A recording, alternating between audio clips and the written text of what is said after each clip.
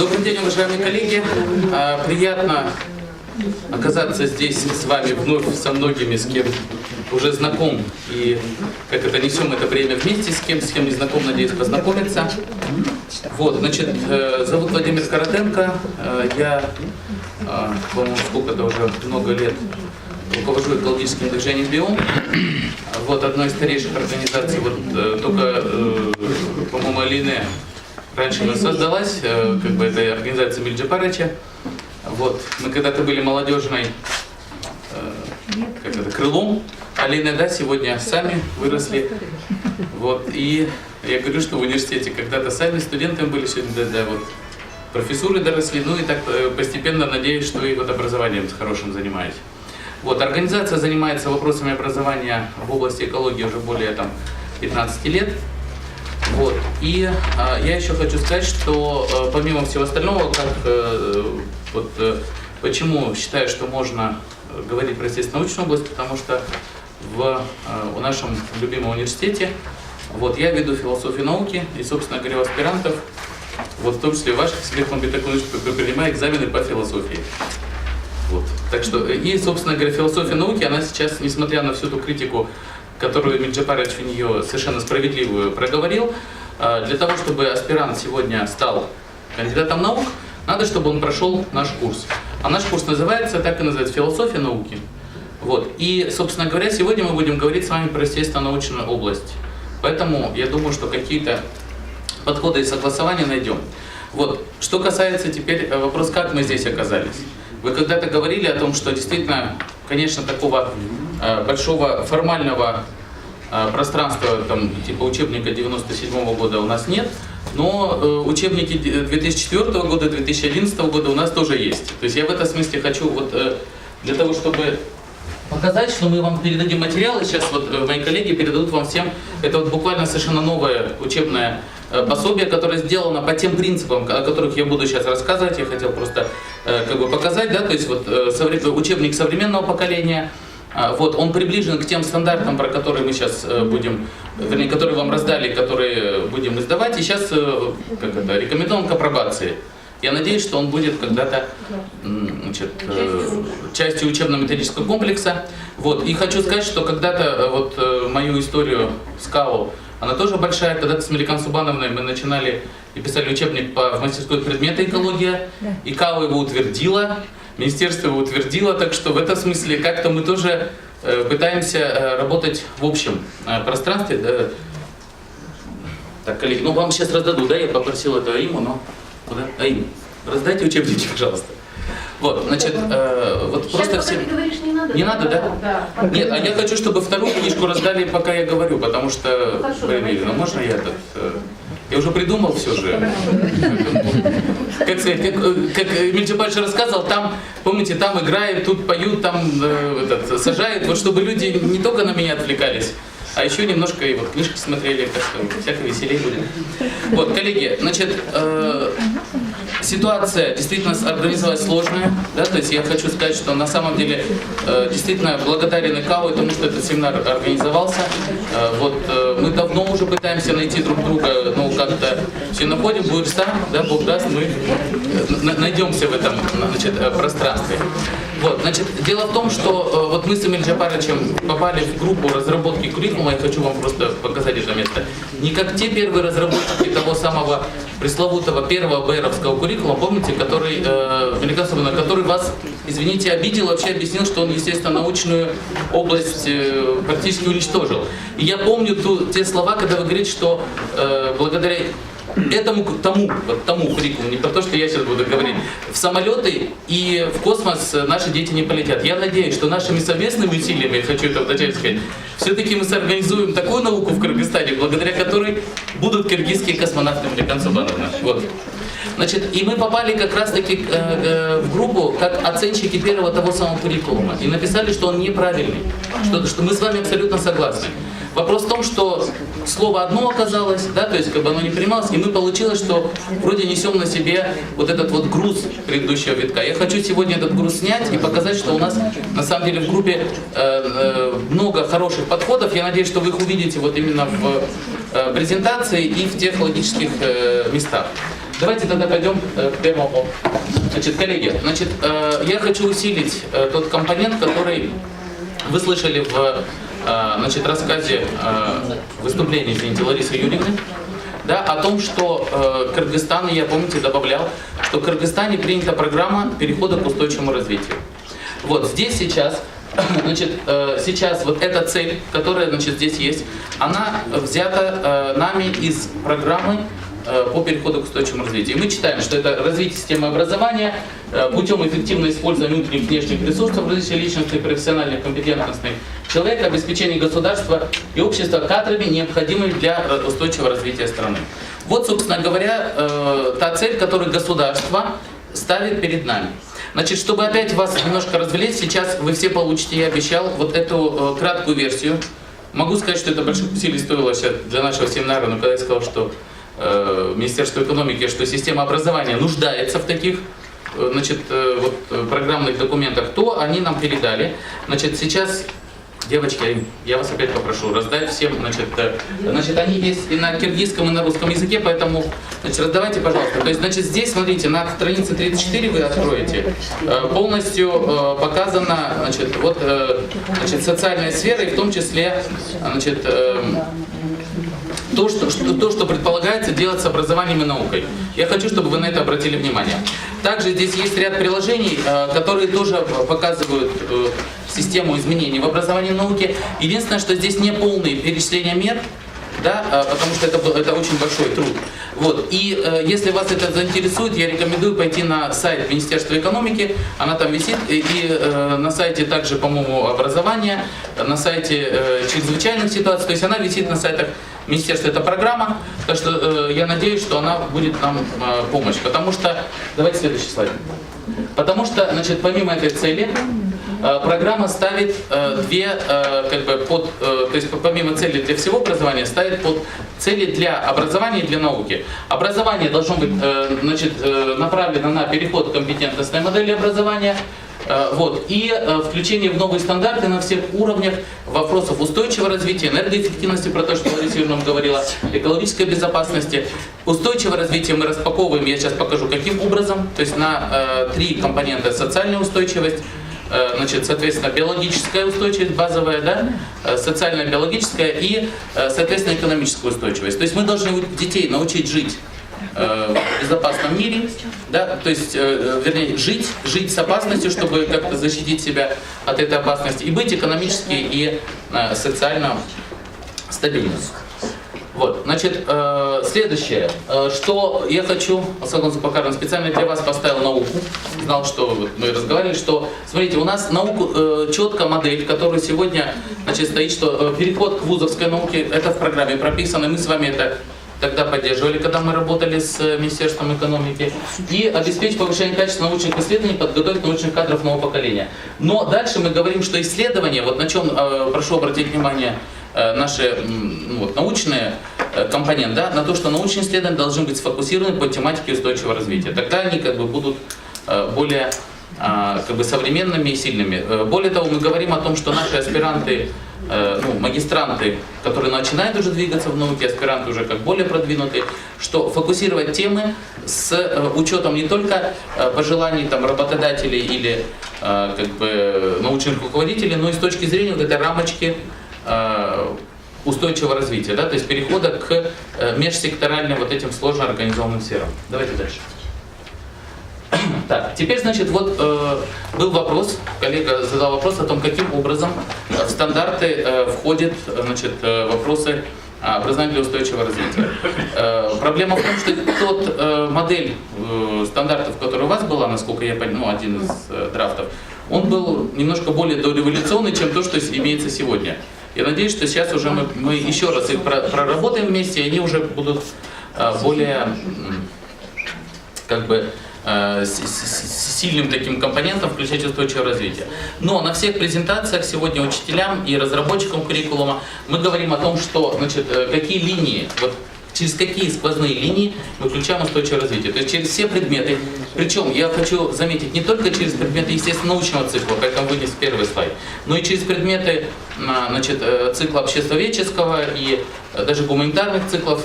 Более того, мы гордимся, например, что у нас эти линии соблюдены сейчас в куррикулуме и уже в стандартах и учебно-методическом комплексе по языкам. То есть в киргизском языке мы включили эти вещи. То есть я говорил, что линии проходят через разные, кстати, те стандарты, которые КАО утвердила, да, и там есть эти элементы, то есть тут в этом смысле можно про это говорить, значит, что они проходят через весь, ну, как бы через всю систему образования. То есть энергоэффективность, изменение климата, биотическая регуляция связана с биотической системой. Безопасность жизнедеятельности, переходим к социальной жизни. То есть как бы, ребенок должен уметь отвечать на новые риски, мы должны ему это показать. И, как вы говорили, уметь практично реагировать на них, да? То есть как бы не просто теоретически знать, а знать, как, что делать в этой ситуации. Не только знать, но и быть способным решить как ту или иную проблему. Очень важный аспект, который, опять же, задевает социальную сферу, это мультикультурализм. Мы так его обозначили. Про то, что говорил Эмиль Джапарович, культура как сквозная точка, да? То есть как бы осознание ценности себя как носителя культуры, своей культуры и принять, самое главное, это принятие ценностей других культур. Коллеги, это самая, наверное, сложная для нас задача. Если я еще верю в то, что мы можем научить кого-то бережному отношению к природе, то как человека научить бережно относиться к самому себе и к другим людям, это большой вызов, да? И нам надо его везде с вами также реализовывать. Вот. И обратите внимание, еще один значит, аспект социального измерения – это инклюзия. То есть, как бы, значит, что мы должны научить детей, ну и, соответственно, потом уже будущее поколение нашей страны, быть толерантными к исключенным группам. Молодежь, инвалиды. Я почему говорю молодежь? Потому что молодежь у нас сегодня очень, как бы, везде про это говорят, исключенная. Другой пол. То есть в данном случае, ну, для нашей страны это будет, конечно, женский пол, да, то есть как бы что требующий моменты. Этнос другой, другая религия, то есть как бы тот, кто не включен в системы, значит, принятия решений и каким-то образом дискриминируется. То есть надо раскрывать механизмы дискриминации, снимать их и делать людей вот 21 или 22 века, которые спокойно относятся к другим, могут принять и себя как ценность, ну и как ценность других. Вот, значит, про сквозные линии. Давайте дальше. Значит, просто в качестве картинки покажу модель устойчивого развития. Сейчас я еще отпрыгну. Значит, вот, коллеги, вы все получите, сейчас уже не буду отвлекать. Значит, у нас каждая школа сегодня получает такой вестник, где четко описана эта модель, я не буду на ней останавливаться. Единственное, я скажу момент, что, смотрите, вот это естественные экосистемы, про то, что нам говорил Эмиль Джапарович, как фундамент. Просто это вот зрительно хорошо бы запомнить. Естественная экосистема Кыргызстана является фундаментом для того, чтобы на них все произрастает. Вот это вот искусственные экосистемы, сады, пашни, поля наши, да, с вами, то есть и так далее. И вот смотрите, на них как некоторое специфическое образование, многоголосая или многоцветная культура прекрасная, да, и призрак экономики. Очень не любят в Министерстве экономики, когда я эту модель демонстрирую. Они говорят, ну как мы такие? Я говорю, да извините, это не я, это Маркс. Да, то есть, как бы, там, помните, капитализм, что явление экономическое, значит призрачное. Вот такую аппроксимацию мы делаем. Вот. Но это немножко шутки, но вопрос в том, что действительно эта модель очень четко показывает, если мы нарушаем устойчивость экосистем, если мы нарушаем базовые принципы организации жизни, ничего, ни наша культура с вами, ни наша экономика с вами просто это не выдержит. И вот хочу показать здесь, красивая есть вот такая картинка, да, то есть у вас вы получите эти бюллетени, значит здесь показано, какие у нас экосистемы, как раз вот эту карту делал Эмиль Джапарович с моим тоже коллегой Ильей Недомышевым, то есть вот здесь показано, какая у нас прекрасная разнообразие. И что для страны это очень важно, чтобы дети, когда мы говорим про естествознание, знали про эти экосистемы, а не про какие-то. Ну, про тундру тоже необходимо знать, но наши-то различать было бы хорошо, да? Знать про наши виды, да? Знать про то, как, где мы живем. Это же удивительная история, потому что на всем пространстве Советского Союза этот карась в учебники попадал. Или лягушка, которой нету у нас такой лягушки, нету у нас такого карася. У нас другие. Животные, растения и так далее. Значит, если мы уже самостийные, то и в этом смысле надо понимать, что и уже экосистемный подход должен быть реализован. Это вот, ну, просто как один из элементов того, что мы считаем нужно будет сделано. Пойдемте дальше. Коллеги, теперь я из ситуации общей рамочки и общих трендов перехожу к ситуации того, что с нами случилось за 20 лет независимости. К сожалению, если то было за здравие, сейчас вы видите цифры, немножко мы уходим в сторону за упокой. Помимо того, что Лариса Юрьевна говорила о структуре сдачи экзаменов педагогами, помните, да, то есть как бы около 30% сдали на двойку. Что с детьми у нас происходит? Мы сравнили две этих, вот, просто больше пока, может быть, и слава богу, где было этих исследований проведено ПИСА и НАУДУ. А? В этом году было. Да, но еще пока результаты просто сейчас увидим. Я думаю, что... Нет, мы не участвовали. То же самое было. НАУДУ. В НАУДУ, да. В ПИСе мы не участвовали, а в НАУДУ, да. Ну, посмотрим. Да? Но пока вот то, что были данные обработаны, есть. Вы видите, да, то есть учащиеся, не достигшие минимального уровня международного стандарта, 86 и 81%. Вот. И минимального уровня национального стандарта, вы видите, 81 и 89%. Но даже комментировать не хочу. То есть, как бы, в смысле, больше, чем сами по себе картинки эти, говорят это. Значит, чем мы столкнулись? Почему я обращаю вас на это внимание? Как это связано с естественной научной областью? А очень напрямую. Потому что так, как формулируют вопросы ПИСа, да, то есть или НАУДУ, потому что она построена похожим образом, наши дети не могут на них отвечать. Я сам задумался, мы взяли эти тесты, вот говорили про ту самую группу, что сделали? Стали, значит, смотреть. Перед вами 3 белых вещества. Вы их лизать не можете, определите, где мел, где сахар, где, ну что-то там, например, поваленная соль. То есть за счет каких механизмов? Вы представляете, какой шок это приводит ребенка? Такие простые вопросы, потому что ему отдельно показывают на уроках химии, как оно реагирует, как это в практичном месте он не понимает. Значит, соответственно, для нас это был большой вопрос. Давайте дальше. Значит, мы тогда стали смотреть оценка вот тех областей, по которым произошли, ну, можно сказать, пробои, да? Вот обчуть, правду говорю, да? В этом смысле, то есть по каким местам прошли пробои, да? То есть, видите, что оценка естественной грамотности, что Земля, Вселенная, экосистемы практически нулевой ответы. Передача энергии, силы движения, структура свойства вещества, атмосферные изменения, физические и химические изменения, физиологические изменения, генетический контроль, географические изменения.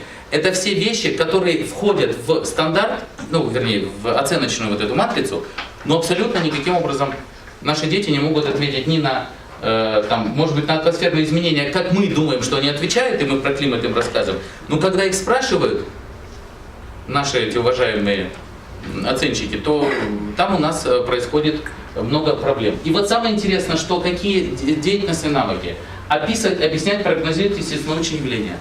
Коллеги, у нас, я не знаю, у меня аспиранты, извините, анча-манча прогнозируют.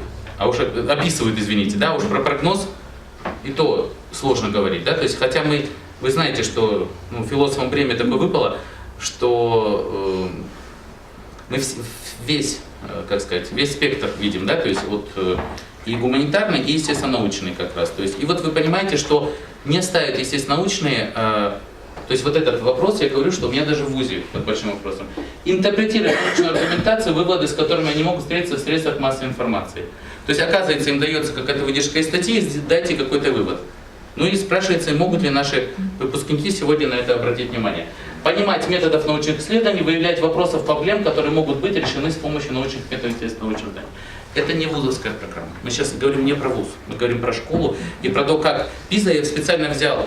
Вот для того, чтобы эту презентацию подготовить, мы взяли просто их материалы. Да? Коллеги, согласитесь, что мы просто так вообще так же даже не думали. То есть, значит, наша задача для того, чтобы государство было выигрышным и хотя бы...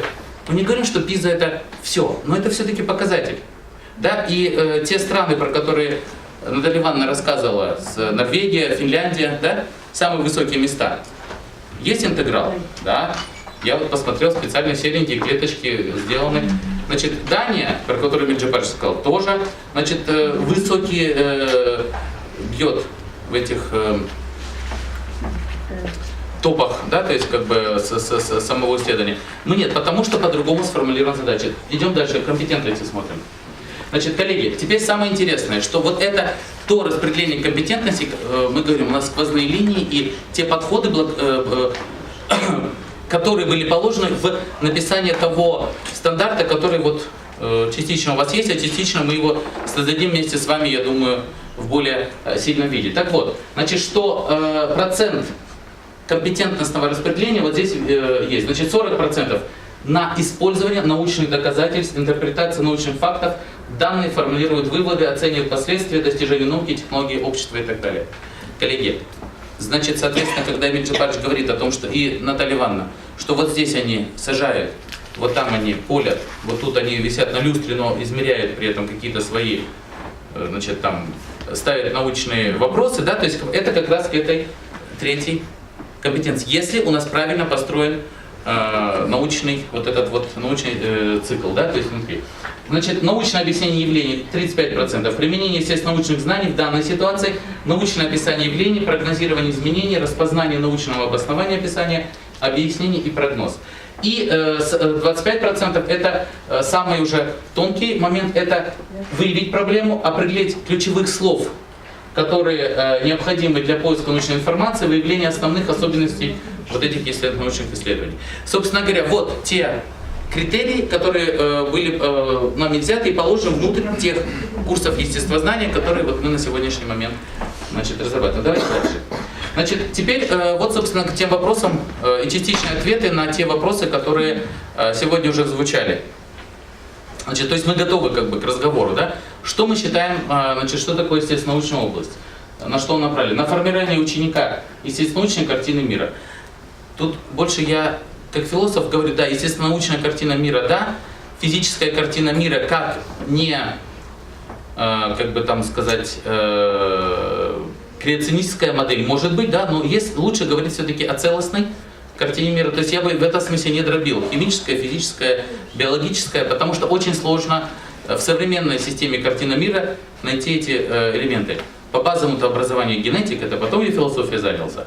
Вот, поэтому понимая о том, что вот когда мы говорим о целостной, естественно, научной, ну, скажем так, максимально собранной, да, то есть в этом смысле не разрозненной, не разорванной, как нам сегодня показывали, да, то есть как бы не картина мира, которая строится, где одновременно присутствует и представление того же самого неандертальца, его культуры, и представление какого-нибудь финикийца, тоже может быть, что гораздо лучше, да, то есть как бы и, дай бог, там древнего грека, а то и просто той улицы, на которой ты живешь. Сознание обладает этой способностью. У нас одновременно могут жить и очень старые, очень древние представления о мире, и совершенно современные. Нам кажется, что задача школы выровнять это пространство. То есть, как бы, все-таки, чтобы представления о мире были приближены к 21 веку. Да? То есть, все-таки это релятивистская картина. Да? То есть, как бы, это все-таки не креационистская модель, потому что мы говорим о науке. Потому что именно эта картина мира противостоит той патриархатной картине, которую навязывает, например, религиозное обучение. Да, потому что, пожалуйста, верь в кого хочешь. Вопрос в том, что если ты заканчиваешь светскую школу и если ты идешь потом по научной линии, то ты должен владеть именно этим инструментарием. Мне очень любят задавать аспиранты вопрос по поводу того, что верите вы в Бога, там нет, и как вы к этому относитесь.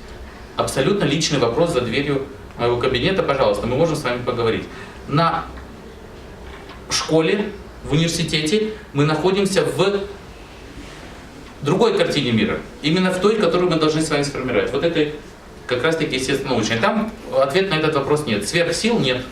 Есть явление природы. Соответственно, ребенку надо дать об этом представление. А то, что он хочет верить в сверхсилу, ну это его там личные проблемы, дай бог. И, как бы, опять же, это уже другой аспект толерантности, да, нашей. Следующее, это овладение... Нет, подожди, поверни. Это овладение учениками методами познания, вот это самое главное. Смотрите, изменяющего природного и техногенного мира на основе базовых теорий и моделей описания мира. Вот это слово «изменяющийся» самое сложное, потому что мы увидели, что математика — это статические методы, потому что это относится к нам, естественно, научной модели, значит, химия — статические, ну и так далее, и так далее, и так далее. Да? То есть мы должны для того, чтобы вот это слово «изменяющийся», это очень важный элемент того, что мы считаем, должны дать представление ребенку. Сегодня оно было в одном состоянии, а завтра в другом. Даже, извините, биология, Прекрасована, чтобы мы его узнали, мы его, извините, должны убить. Вот не пошел я делать диссертацию по биологии, потому что сказали 400, минимум 450 острых опытов. а уже был в экологическом движении. Понимаете, да? То есть, как бы, соответственно, для того, чтобы не этих бедных тварей, еще надо было поехать на Харлей-Хан, их поймать, потом привезти, потом их, значит, вытащить этот костный мозг, а потом их зафиксировать. То есть, живой вытащить, пока живет, а потом забить. Вот замечательно, думаю, нет, не хочу. То есть, я думаю, что вот в этом смысле динамические модели мне больше прикрепляют. Пусть то, что должно жить, то живет. Коллеги, вот хочу, чтобы мы про это думали, что в нашей, естественно, научной картине все-таки это про жизнь, больше, чем про все остальное. Давайте дальше. Ну вот, коллеги, значит, теперь мы переходим, собственно говоря, к тем целям и как бы некоторым, ну, в этом смысле, в данном контексте это уже будут задачи именно естественно-научной области, потому что цели мы поставили для всей системы образования. Но можем говорить или для цели области. Значит, видите, у нас все-таки некоторая обобщенная модель, где география, мы говорим о том, что это владение знаниями о принципах строения геосфер, да, то есть сфер жизни, взаимодействие с особенностями современного климата, пространство распределения ресурсов в среде обитания человека для успешной адаптации к условиям проживания на территории Кыргызстана. Неплохо сформулировано, коллеги. Единственное, что теперь хочу, Смек Мамбеткунович, на ваш вопрос ответить. Очень здорово, что вы это подняли, вопрос, что география действительно у нас очень сложный предмет, в том смысле, что у нас туда одновременно и физическая география входит, и география ну, вот, экономическая, да, где население и политическое и так далее. Я могу сказать, что думали на этот вопрос, надеюсь, что вы сейчас примете этот ответ, который я дам, но можем поговорить, что физическую географию оставляем в области естественно-научной, и географию материков, океанов и так далее. А все, что касается экономических аспектов и социальных, демографических и так далее, мы отдаем обществоведческой области.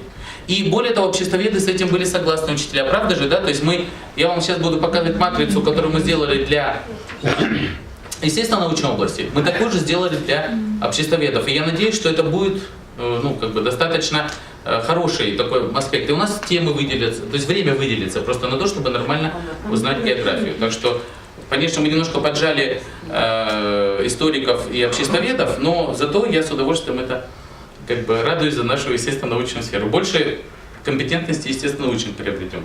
Вот это что касается географии. Биология владеет способами описания принципов функционирования живых организмов, систем в эволюции и развития, разнообразия способов их взаимодействия и сохранения естественных экосистем и для устойчивого развития общества. Ну, нормально тоже формулировать. Можно как бы их там формулировать, но нам ясно, о чем здесь идет речь. Значит, владеет способностями физика, астрономия. Давайте думать. Взяли классическую, то, что вы здесь говорили, услышали, что действительно совершенно разные области.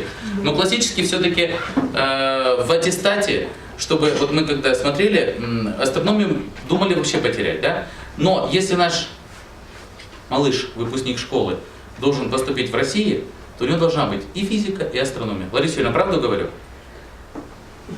Ну вот. В этом смысле, то есть как бы этот... Нет, ну по крайней мере у нас нет, часы должны быть на астрономии, чтобы у нас иначе нострификация не происходит. То есть я просто с этим... Поэтому давайте смотреть, как здесь, пока так. Владеть способом описания и исследования природного и техногенного мира на основе общих физических теорий, закономерностей, навыками использования устройств и механизмов, применяют в повседневной жизни. Можно, Володь, раз да. спросили, у нас нет ратификации школьной, потому что у нас есть соглашение, согласно которым аттестаты признаются просто. Но если мы потеряем свою физику, эту астрономию, Лариса Юрьевна, не имеет значения. Российских значит, можем потерять. физика это на втором месте. Нет, подождите, давайте ее Я слушаю Смек Мамбеткуновича как физика, и я понимаю, что он говорит, можно потерять или нельзя. Ну давайте про это поговорим тоже, коллеги. Будем говорить, будем потерять или нет. Да. Мы говорим сейчас о целях, которые у нас есть, правильно? И астрономия, изучение астрономии, никто не собирается говорить, что ее нужно выполнять. Ну отлично, значит тогда переходим дальше. Химия овладевает способами описания исследований веществ, их преобразования в природной, техногенной окружающей среде на основе общих также химических закономерностей и так далее, и так далее. Похоже на физику, но химические закономерности. И теперь наш с вами камень преткновения – это естествознание. Значит, формирование компетенций, необходимых для осознания учеником своего места в окружающей среде, рационально-конструктивного, эффективного взаимодействия с ней. То есть мы говорим, что это как бы цель всей области. Понимаете, это предметные цели, да, внутри области, а это цель области. То есть мы думаем, что это как бы осмысленно. И в этом смысле именно эта цель вставлена нами сегодня в стандарт высшей школы. То есть, как бы, когда он будет бакалавр, да, то есть, как бы, он точно так же, бакалавр естествознания, он должен уметь формировать компетенции, необходимые для создания, уметь формировать это самое место. Понимаете, да? То есть в школу уже бакалавры у нас могут идти, Лариса Юрьевна, могут идти бакалавры в школу? Да, Могут идти бакалавры в школу. А магистры уже там, мы добавляем сюда еще научный момент. Но мы завтра про это поговорим, потому что с высшей школы работаем. Давайте дальше пойдем. Теперь, самое интересное, значит, вопрос о том, как же все-таки ее преподавать, эту самую область. И вот мы как раз, здесь я говорю, камень сложный, все-таки интегрально или не интегрально. То есть я все-таки сегодня буду говорить с той позиции, что, то есть буду пытаться защищать интеграл, коллеги. Но это не значит, что это как бы краеугольная позиция, я прям готов за нее там, не знаю, что положить. Но в нынешних условиях это наиболее выигрышная, как нам кажется, ситуация. Да, то есть это не, понимаете, это не ситуация, когда они двумя перстами, помните, крестились эти там тремя, да, то есть это не надо, я думаю, что это не предмет для военного противостояния, это предмет для тонких дискуссий, да, и как раз таки благодарный вот, Наталье Ивановне за то, что она рассказала нам, что мир движется в эту интегральную область. Мы взяли сейчас, смотрите, то есть как бы Дьюи, один из ведущих, как бы сказать, ну, наверное, практиков, да, то есть как бы мировых, да, то есть и педагогов, кто занимался, то есть как бы это несколько уже позже Иоанна Боса-Каменского и так далее, да, то есть как бы ближе к нам. Вот. И вопрос как раз таки был: единство мира от ребенка к миру и от мира к ребенку. То есть вопрос в том, что как мы, когда мы говорим про эту целостную картину, как мы ее собираем. Коллеги, самое сложное, что мы делаем с нашим ребенком, мы ему с 5 класса, где-то начинаем, ну вернее даже с 1, мы ему вместо собирания мы ему режем. Мой подход именно с точки зрения другой парадигмы, что все-таки там, где надо, чтобы он был целостный, пусть он был целостный, где мы его начнем резать, мы его начнем резать. Потому что, смотрите, что у меня происходит. Вот вы будете смеяться, да, один просто простой пример. Не дай бог попадется Кант или Лаплас или Птолемей, ну, когда вступительные экзамены в аспирантуру. Не помнят они ничего про этого Канта, да, то есть, как бы, хотя вроде бы делали, но все прекрасно помнят эту картинку из учебника 5 класса, где Земля в центре, а Солнце вокруг нее, Птолемейскую. Если вы думаете, что они считают, что она неправильная, только вот вы не смейтесь надо мной, да, то есть, как бы, ничего подобного. Я столкнулся с этим вот на своих, у меня первые года, сейчас я уже 7-й или 8-й год преподаю, а вот первые 2 мне волосы вставали дыбом. Понимаете, да, потому что, смотрите, я к чему это вам рассказываю, что все, что, оказывается, было в этих 5-6 классах, оно лучше запоминается, чем там, когда уже, как мы вот с коллегой разговаривали, когда гормональная система по-другому работает. И мы это понимаем, да? То есть там про другое они думают. И все помнят, он говорит, да, Птолемей, я, говорит, помню, он вот, оказывается, вот он и рассказывает. Потом про слонов мне про этих рассказывает бесконечно. Я говорю, что на самом деле на слонах стоят. Он говорит, Картинка такая там была. и дальше начинается, что он где-то внутренне, ему стыдно мне сказать, ну, как он понимает по моей реакции, да? Но внутренне он думает, что вот эта вот картина мира, она как-то вошла, потому что картинки хорошие, помните, да, то есть вот этот учебник, ну, по крайней мере, те, кто в советской школе учились, все его должны помнить, там, со слонами этими наверху, да, про земля в центре и так далее, а еще очень все любят, когда, там, 13 века икона, Лариса Юрьевна, когда, помните, землю открывает, а он сверху смотрит, небесный свод, вот она почему-то всем западает, это про этот небесный свод, бесконечно мне все рассказывают, как бы, ну, я вот правду говорю, что это на вступительных, потом, правда, мы уже это выбиваем, но тоже с трудом. Вот, так что я к чему говорю? Так если мы в них залили этот, и факел зажгли, извините, таким странным способом, тогда кто виноват? Мы с вами и виноваты, Ваше Величество. Поэтому вопрос в том, что как мы формируем вот эту целостную картину мира. Не там какого-нибудь 5-4 века, а современную картину мира. И вот это вопрос. Значит, мы говорим о том, что в общности свойств и составе разнородных объектов. Аристотеля добавлю. Вообще на него очень мало обращают внимания, извините, все ссылаются, но внимания мало обращают, можно так сказать. Вот, тайна в том, что он, когда вот в своем метафизике, он как раз описывает 4 типа там противолежаний. Давайте просто один маленький пример. Каким образом, вот если мы можем сказать ручку и стол, там мы можем как-то сравнить. Ну, понимаете, да, то есть хотя бы какие-то свойства этих предметов, они, по крайней мере, находятся в одном физическом мире. Да? Но уже вопрос о том, как сравнить, например, ручку и огонь. Вопрос Вопрос, значит, соответственно, ребенку надо дать инструментарий о том, что. Теперь другой вопрос. Как сравнить, например, электричество и пушистое? Вот я понимаю, что я странные вопросы задаю, но это реально тот инструментарий естественно-научный, который у него должен появляться. Надо уметь, почему мы про это говорим, общее свойство состава разнородных объектов, уметь сравнивать разнородные объекты. Даже еще маленькую тайну открою. Когда все смеялись над фалесами, апейронами, говорили о том, что в смысле Фалес с его водой, Анаксимандр с его апейроном и все вот эти греки, что они искали, когда принцип первоосновы? Проблема не в том, что из этого все произошло. Гораздо интереснее, что это была универсальная модель для сравнения. И ручку, и огонь можно сравнить с этим самым апейроном. Все можно сравнить с этой самой водой. Понимаете, да? То есть они искали вот ту универсальную меру, с которой все сравнить. Коллеги, но у нас же есть эта мера, у нас же есть наша атомная теория, наша химия, физика дает эти измерения. Но мы их почему-то потом на каких-то следующих уровнях теряем. Понимаете, да? То есть и вместо того, чтобы дать этот инструментарий в начале целостный, мы даем что-то другое. Даже не хочу на это обращать внимание. Понятно, да? То есть, соответственно, вот это научить сравнивать сложные объекты и вообще с ними работать, это одна из задач этого. Значит, общим свойством. Общим выражением мира является сходство структур качественно различных областей явлений, представляющих собой системы разной степени сложности, а также разных уровней типов организованности, которые выражаются в законах их строения, функционирования и развития. Почему даю такой сложные тексты? Потому что вот они задачи для естественно-научной области. Показать, каким образом работает все наши естественно-научные системы. Мы даже, когда Царство Небесное Арон Абрамович тоже с нами работал вот на уровне куррикулума, пытались сказать, что можно ли в 5 или в 6 классе дать релятивистские представления.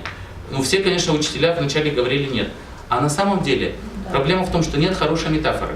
Потому что, представьте себе, он говорит, быстро, ты стоишь на месте, а мимо тебя быстро проезжает, ну пускай это будет велосипедист даже, или там на большой скорости. Он же немножко размазывается. Помните, да, то есть вот этот эффект, как бы, то есть вот этот. Вот, значит, каждый ребенок, можно искать, вот он одновременно и точка, но немножко размазался, вот она волна. Да, то есть как бы, просто вопрос в том, что я сейчас упрощаю это, да, но я говорю, что даже на простом уровне можно показать, что одновременно явление может быть и тем, и другим. Это вот эта сложно организованная система.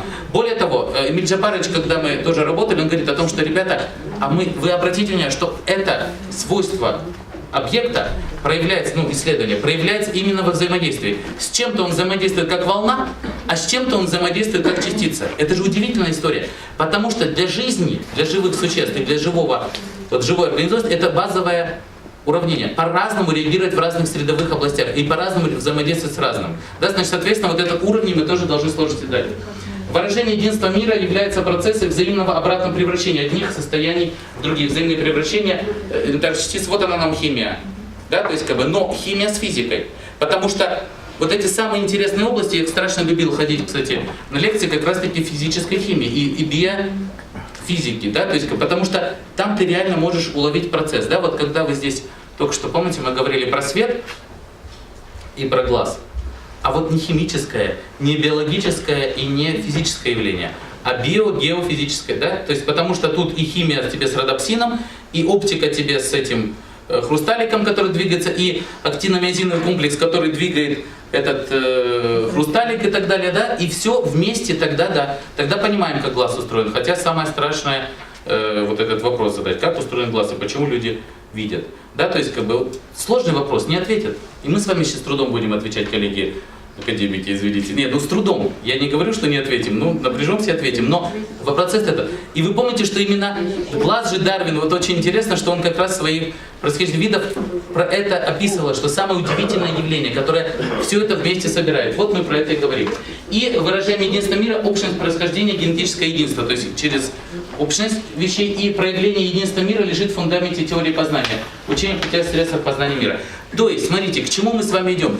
Вопрос о том, что выбираем мы с вами интегративную модель или мы выбираем с вами, как мы ее говорим, дифференциальную модель, зависит от того, какую парадигму мы задаем, какую когнитивную систему мы хотим, чтобы у этого ребенка выработалась, и, собственно говоря, какого человека мы хотим получить.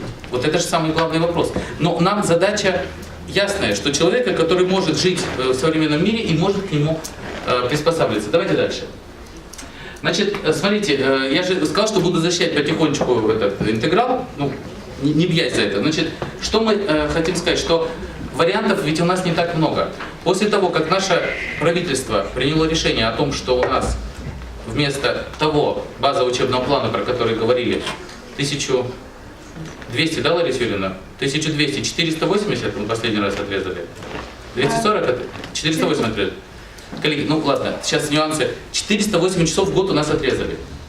Значит, что мы в результате получаем? И сейчас отрежут, не дай бог, еще больше, если этот мораторий уйдет, да? Мы будем получать с вами, что какие-то предметы нам надо просто выкидывать.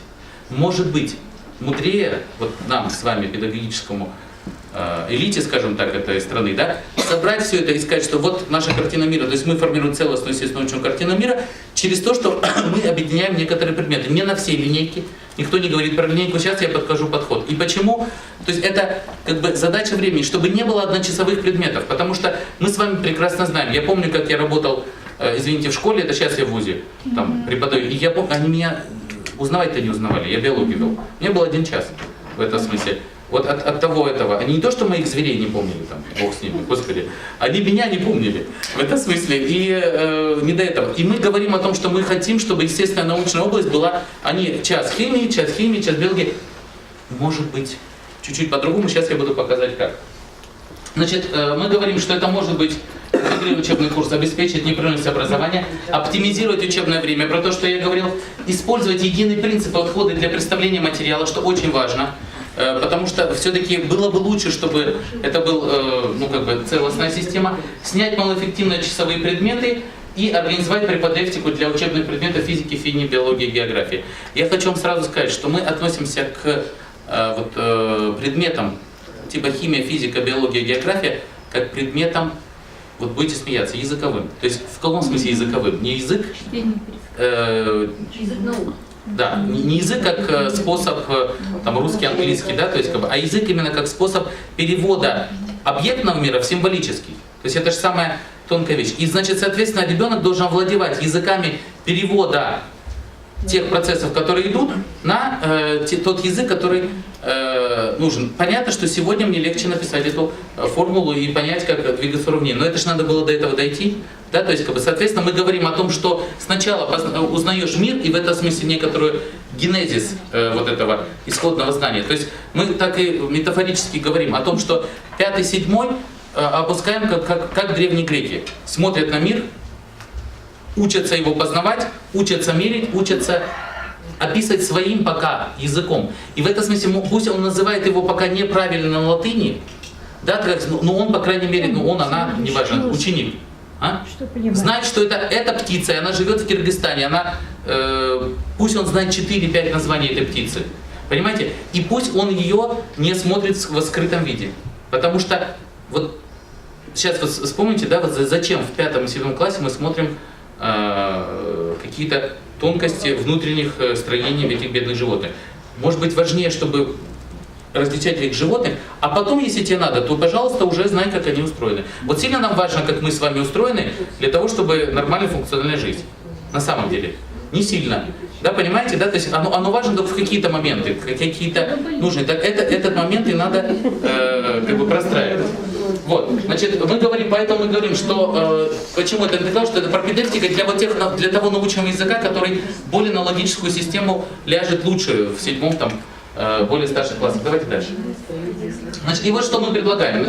Значит, вот то, что мы сделали. Родиноведение 1-4 дает некоторое общее представление о стране, да, я так понимаю. И туда же мы добавляем некоторые этические компоненты, что он там, любит родину, к ней хорошо относится, и там всякие позитивы. То есть помимо того, что пространственно-онтологический компонент, туда еще добавляем аксиологию, да, то есть как бы некоторые знания о соразмерности этической и так далее. Да? Естествознание, 5-7 класс. Предлагаем интеграл. Сейчас покажу, как мы его предлагаем.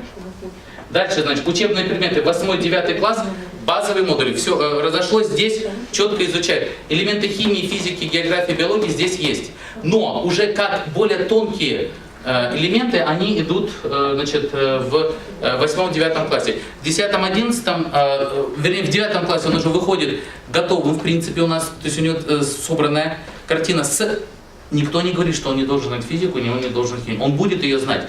И будет ее знать так, как надо, но немножко по-другому перестроенный элемент. Потому что здесь он будет учиться ставить эти научные вопросы, а здесь он будет осваивать те уже нюансировки дифференциала, которые, собственно говоря, необходимо делать. То есть сначала видишь объект, а потом его режешь. А у нас сначала видишь кусочек, а потом ты должен его собрать. То есть это в этом смысле некоторый поворот предлагается. И вот здесь, значит, в учебных предметах старших школы предлагается, опять же, для гуманитарного цикла тоже придумать интегральное естествознание, но у нас там было социоэкология, социогеоэкология и так далее, как он бы ни назывался. И точно так же если мы естественно-научный цикл идем, то тогда там будет интегрированное обществоведение, то есть высвобождает часы за счет этого.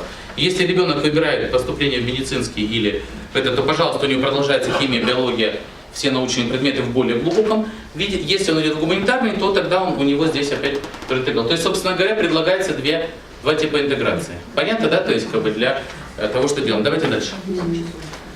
Теперь, ну вот, собственно говоря, часовая. Это вот вы говорили про, значит, этот базовый учебный план. Это, значит, один из вариантов. Все равно у нас его сейчас, Лариса, какого, 2009-го, да, по-моему, это был?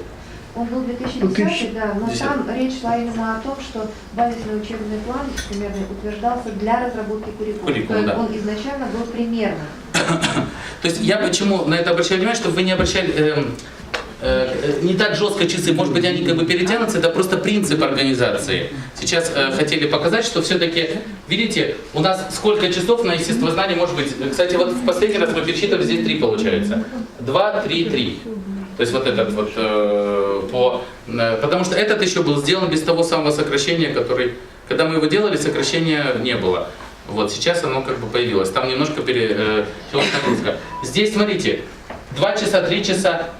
Более того, химия, физика, то есть химия, например, не начиналась в 7 классе, да, то есть как бы, или в 6, а здесь она уже начинает с 5, элементы химии будут вводиться. То есть, как бы, соответственно, высвобождается как бы, возможность уже не просто 1 год давать органику, а не органику, а более сложно рассматривать там закономерности. Биология точно так же, вы обратите внимание, да, то есть как бы, физика, большие часы в неделю, да, то есть как бы здесь вот биология, география и так далее. И дальше, смотрите, опять у нас пошла для профильных значит, классов, как мы сказали, база физика, химия, астрономия. Но это для гуманитарного профиля и, значит, обратная сторона для, соответственно, естественно-научного профиля.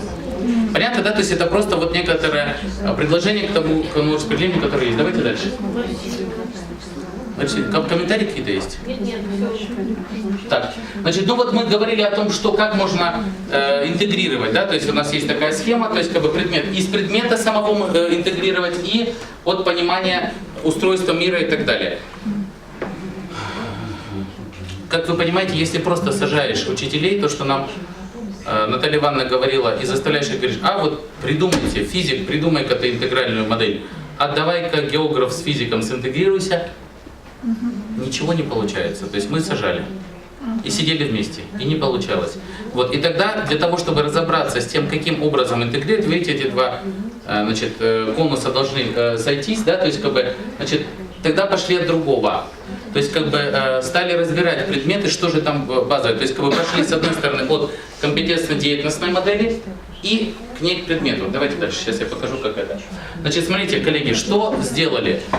Только вот это не окончательная матрица, это просто визуальное распределение. Есть она у нас, эта простыня большая, будем глубже работать, там, смотрите, покажу и посмотрим, как она работает. Потому что вчера нашли 8 вариантов ее. Вот, и что-то решили не мучить вас этими разборками. Значит, я объясню, что придумали. Значит, для того, чтобы выбрать вот эту интегральной темы для механизма естествознания, значит, сели и стали как бы разбирать. И мне удивительно было, кстати, сейчас увидеть то, что Наталья Ивановна показывала, что, оказывается, европоиды, да, то есть, я так понимаю, тоже подобную модель делали. Но мы ее не брали, не додумались мы где-то поискать в европейских источниках, просто жизнь заставила того, чтобы надо было как-то все собирать. Вот. И, значит, выделили ряд категорий. То есть как бы те категории, которые пронизывают все естественно-научные области. То есть, несомненно, это будет тело, вещество, оно будет как для биологии, так для химии, так для физики, но по-разному преломлении. Также это будет явление, пространство, время, поле, энергия, движение, система. И вот для того, чтобы ввести измерение человека, вводим деятельность, что можно с этим делать. Это как бы некоторая категориальная матрица для естествознания. Подобного типа матрицу мы сделали также для обществоведения. Там другие, значит, вот эти вот элементы. И порядок, с которым, значит, соотносится это категориальное поле. То есть это порядок, то, к чему привязываемся. То есть если это география, понятно, что это привязывается к Земле. Да? То есть как бы в этом смысле Земля это очень важно. То есть пересечение всех этих явлений с Землей будут давать нам темы для курса географии, темы и тематические модули. Другой вопрос, как они будут упакованы. Следующее, это, значит, то же самое, это отношение с космосом, космическим пространством. Следующее, живые системы, человек, там, значит, свои специфические. Почему написали живые системы человек? Потому что все-таки какое-то измерение у человека, он, несомненно, живая система, но с некоторыми дополнительными достройками, поэтому мы их выделили. То есть, например, вот в этом месте будет уже новые элементы, как охрана здоровья, безопасность жизнедеятельности. Чтобы это как-то увязывать эти темы, мы продумали эти элементы матрицы. И технотоп, это как, значит, тоже нам это подарок, кстати, вот наших коллег из GIZ, то есть это то, с чем чаще всего, вот мы сейчас находимся с вами больше в технологическом мире, чем в естественном, да, и надо научиться с ним работать. Совершенно важно в этом смысле, чтобы ребенок прикладным образом, ученик наш понимал, каким образом устроено, почему ручка пишет, почему стекло прозрачное, почему бумага такая, да, то есть вот как устроено вот этот вот техногенный мир. Давайте дальше. Вот, и тогда у нас появляется уже значит, цели и задачи для интегрального, то есть если там мы смотрели для области естествознания, да, вы видите, то есть как бы цель и задача, это для предмета естествознания. Значит, точно так же мы говорим о том, что это все, что каждый предмет дает естествознанию. От географии мы берем на конкретных примерах современного географического пространства на разных уровнях, от локального до глобального. Из биологии мы говорим, узнаем закономерности, которые знания о живой природе и системах, и также принципах устойчивости. Из физики, обладание методами научного знания, понимаем законы природы и общие теории закономерностей. Из химии, представление о химическом составе и, естественно, научной картине мира, то есть о том, как это превращение происходит. И мы говорим, что именно предмет естествознания вначале будет формировать научную картину мира, научное мировоззрение. Давайте дальше, чтобы уже... Я уже заканчиваю. Коллеги, чтобы здесь слайды такие подсчетного типа, что обычно учителя нас очень переживают количество соотношений часов. Когда сейчас план разрабатывался, да, то есть как бы стандарт и под него ядро и учебные модули, то есть как бы мы смотрели о том, чтобы приблизительно соотношение сохранялось. Вы видите, что оно колеблется, но не сильно, в пределах 30%. То есть, соответственно, каждый предмет этому курсу, это только мы говорим про 5-7, да, вот про это естествознание, что приблизительно там соотношение разных частей будет равное. Причем мы говорим, что постараться так, чтобы учитель не боялся, в этом смысле формулы будут в 8, ну вернее сложные формулы. Простые формулы на уровне того, чтобы и географ, то есть в смысле и физик мог рассказать, современный физик сказать о том, где какой континент находится, какая впадина, это тоже не так сложно, да, и точно так же, чтобы географ мог провести эти вот всевозможные исследования, ну и также биолог и химик, то есть чтобы действительно это было подвластно учителю современного выпуска, чтобы это можно было переучить. Вот мы говорим такое процентное соотношение. Давайте дальше. Вот здесь просто показать, значит, на примере одной из тем, да, то есть как бы соотношение человек, Земля, Вселенная. То есть вот эту линейку взяли и как темы, значит, появляются. Коллеги, время, может быть, не буду останавливаться, просто глазами кто ухватит, а дальше презентация есть, да, то есть это просто слишком частный момент я взял, но во всяком случае я хотел показать, что мы проработали до вот таких мельчайших подробностей, даже, видите, соотношение, оно опять колеблется. Единственное, что в 5 классе химии меньше, но это и логично. Понимаете, да, потому что химия, мы ее вообще вон там в каком давали, в 7, да, начинали, ну вот я, по крайней мере, когда учился. Вот. А сейчас мы говорим, что вот видите, больше все-таки физики, да, и нормально, да, с астрономией, потому что понимать про объект. Давайте дальше. Так, теперь хочу, чтобы мы, вот это, собственно говоря, самое важное, наверное, из всех слайдов, то есть как образовательная область естественная, как мы предлагаем, чтобы она разворачивалась. Значит, соответственно, что должна соблюдаться логика преемственности предметов, основанных на едином концептуальном подходе. В чем подход? Мы предлагаем, что вот этот вот элемент, смотрите, мезомира к макромиру, микромиру. То есть мы имеем в виду, что в 5-6 класс, и он, то есть продлить эту линейку, которую, в принципе, она соблюдается у нас в 1-4, что вначале ребенок осваивает объекты, данные без каких-то специальных инструментальных областей. Пусть он знает, кто живет вокруг него.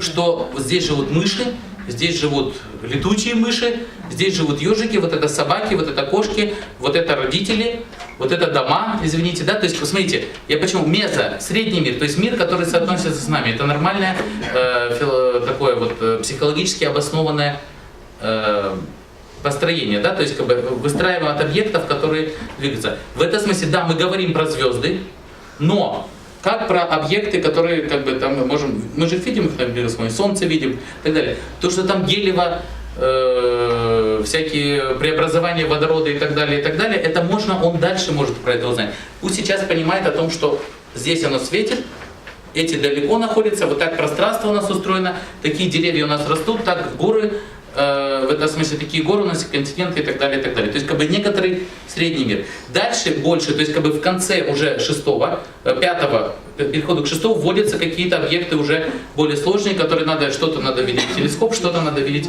в микроскоп. Вот. В этом смысле, да, мы говорим о том, что относятся ли к объектам мезомира, например, одноклеточные существа. Да, конечно, мы можем, не надо разбирать эту клетку, да, но то, что мы состоим из клеток, вполне можно, это же можно и понять, и крупные клетки показать, да. Помните этот знаменитый вопрос олимпиадный, самые большие клетки, да, то есть это, это яйцо, да, то есть там и так далее. Ну, много интересных вещей, о которых можно рассказывать именно при таком подходе. И уже дальше мы двигаемся больше уже в макромир, и к середине 7-го класса уже уходим больше в микромир и расчлененные вот эти вот объекты. То есть уже даже в начале этого мы говорим о некотором сравнительном подходе биологии, химии и так далее, то есть о том, что уже как бы изучаем там формы движения, смотрим о том, как разные типы живых существ, например, приспособлены к разным средам и так далее. То есть для этого не надо, опять же, слишком глубоко влезть в их там как бы вскрытие и так далее. Да? И потом уже, смотрите, уже к концу 7-го класса он как бы пропедевтический такой курс, где в 8-м и 9-м мы переходим на языки науки. То есть уже конец 7-го он уже как бы подходит к этому, в 8-м, в 9-м уже непосредственно изучает более глубоко эти формулы, там уже мы разошлись по этим системам. Вот мы про это и говорим. 5, 6, 7 классов из научного цикла дается в интегрированном виде, упор делается на изучение целостных объектов разнообразия.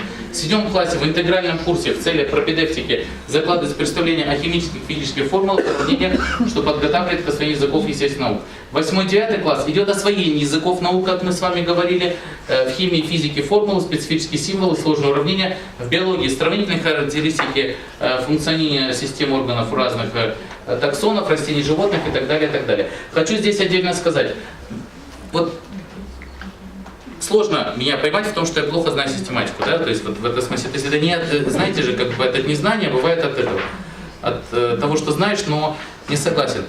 Коллеги, вот в 5 классе все мы проходим эту ботанику, да, то есть как бы сегодня кто-то на улице может различить, это крестоцветное, это разоцветное, это такие-то, такие-то. Практически мы еще разоцветный помним, потому что роза похожа. Но там еще что-то там помним, может быть посленовый, потому что как-то там оно западает. Больше мы практически это таксономические единицы не помним. Вопрос, так ли важно знать их в младшем классе? Зачем, почему эта бедная ботаника с ее сложнейшей таксономией попадает в младший класс, когда ребенку совершенно до этого не интересно. А животный мир старший, может быть, собрать эту всю таксономию как отдельную единицу научную и отдать ее в старшие классы. То есть как бы здесь, это просто, что они живые. Вот это растение, животные, они грибы. Они отличаются между собой по жизненным свойствам, потому что грибы в лесу, рыба в пруду. То есть в этом смысле более такой целостный экосистемный подход. Рассказать, где что. В лесу такие-то живут, они так-то живут. не важно, что они таксономически так называются, важно, что они живут, они относятся к животным, к растениям и живут таким-то образом. Более того, можно давать названия, никто не говорит, но сложную систематику перенести в более старший класс. И там, то есть я про биологию говорю, и там уже тогда оно дособирается. Я сам помню прекрасно, когда поступал на биофак, заново приходилось учить, вот шли к репетитору, и заново, особенно эта ботаника, она всегда выпадает. Зачем мы заранее, заведомо обрекаем себя на то, что люди это не будут знать и неинтересно? То есть, может быть, хотя, вот я помню, что в старших классах это было бы уже, то есть аппарат по-другому устроен. Да, то есть вот это как бы смотрим сюда. И, значит, соответственно, это мы говорим для 9 класса, чтобы он уже вышел целостный. Углубление в 10-11 классе наряду с базовыми курсами, я уже про это говорил, идут профильные темы. И, значит, здесь сквозными темами, как я уже тоже вначале сказал, является вот ориентация на устойчивое развитие. То есть это некоторый базовый принцип, который мы сейчас заложили в курс. Теперь последние несколько слайдов. Будь любезны. Значит, вот помните, вы нам задали вопрос о том, как сегодня включены компоненты устойчивого развития. Очень ясно, вот сегодня уже в том виде куррикулума, который доделается, вот это вот через те элементы, которые есть, да, то есть это и энергосбережение, бережное отношение к ресурсам, альтернативные источники энергии, охрана окружающей среды, природные комплексы, устойчивое природопользование, то есть это вот те элементы, которые, ну, я сейчас не брал социальные измерения, это брали только измерения чисто естественно-научные. Понятно, да, то есть показано, каким образом эти элементы интегрируются в тот, ну, как бы, ту модель, которую сейчас предлагается. Давайте дальше. Нет, это дальше. Вот. Теперь очень важный момент, вы тоже на него обратили внимание еще, что это межпредметные связи. Что попытка, значит, что сегодня строить его не в отрыве от других областей, да, естествознание очень тесно связано как с предметами самими, это брали просто естествознание, так и с другими предметными областями. Здесь просто как, это некоторые примеры только. Просто через какие, это просто мы вытащили несколько тем, как примеры того, как вот эта интегральная модель может еще соотноситься с другими курсами, да, то есть межпредметные связи, да, то есть с опасными веществами, вот здесь поиск ОБЖ, когда нет уже еще до сих пор, Лариса, я правильно понимаю, решение, что ОБЖ интегрируем или... А это решать будет. Ну вот, нам и надо. То есть, смотрите, вот здесь вот этот поиск очень интересный. Либо это ОБЖ мы растворяем в ситуации этой естествознания, да, либо это делаем отдельной линейкой. Наталья Ивановна как раз и говорила о том, что у вас отдельная линейка, например, да. Вот для Кыргызстана еще не ясно, поэтому здесь отдельным поясом выделили. Ну точно так же, видите, с обществоведением, особенно география очень сильно, ну и так далее, и так далее. То есть через демографические вещи мы показали, как они из географии, вот они перекочевывают сюда, в обществоведение, да, то есть как бы они взаимосвязаны, но больше упор делать сюда, и география сюда прикачивает. Давайте дальше. Ну вот, и последнее, то, что мы хотели сказать, для того, чтобы организовать этот, вот все, что мы напридумывали, да, то есть как бы все, что говорим, что нужен, несомненно, смена способов организации учебного процесса. То есть сама компетентностная модель, это ориентация на результат, предполагает другую форму подхода и организацию, в отличие от классно-репродуктивного способа, от классно-урочной системы. Ну, как один из способов, может быть там больше, да, то есть, но мы говорим все-таки о том, что надо приходить в систему продуктивных творческих способов. Одним из них, то есть здесь у нас есть там интерактивный, я не стал всю линейку эту разбирать, просто показать, что от этой системы мы должны переходить к некоторой новой системе, и в этом смысле просто, поскольку он действительно всех завораживает, это метод вот этих научных проектов. Перейди сюда. Значит, просто как пример. Давай дальше. Вот, смотрите, значит, что мы говорим о том, что ребенок, в этом смысле, в естественно-научной области очень легко строить этот научный проект. То есть перед ребенком ставится какая-то интересная задача, они разбиваются на группы, да, то есть, например, и вместе они решают эту самую задачу, уже как бы как познавательную деятельность. Давай последний слайд. Они уже махают. Глазами машут. Глазами захватили. Еще один. Вот. Я просто хотел сказать, что если мы переходим от тех методов, которыми классно-урочным, к интерактивным и проектным, то мы можем освоить вот этот весь потенциал компетентностей, про которые мы говорили вначале. Я просто хотел как бы завершить вот этот вот цикл, как, извините, наш Уроборос, да? То есть как бы, что через это новый методологический принцип. Собственно говоря, можно нажать еще раз. Должно быть спасибо за внимание. Нет, это оно повторит. Вот. Спасибо за внимание. Спасибо вам.